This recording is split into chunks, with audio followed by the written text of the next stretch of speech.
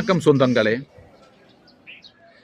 நேராக நின்றபடி தண்ணீர் குடித்தோமே ஆனால் அது நேராக குடலுக்குள் சென்று சிறுநீரகத்திலே அழுத்தம் தந்து விடுமாம்.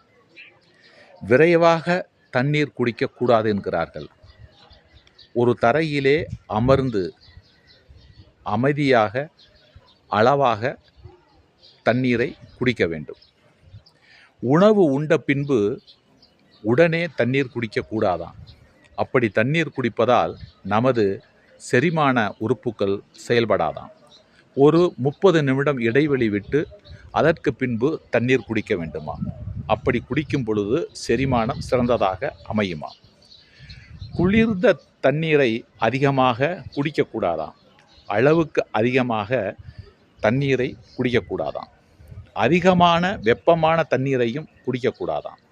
ஆகவே நீங்கள் எந்த நேரத்திலே, இரவு நேரத்திலே குளிர்ந்த தண்ணீரையும் பகல் நேரத்திலே சிறிது லேசான சுடுதண்ணீரையும் குடிக்க கற்றுக்கொள்ளுங்கள். அதிகாலை எழுந்தவுடன் நீங்கள் தினமும்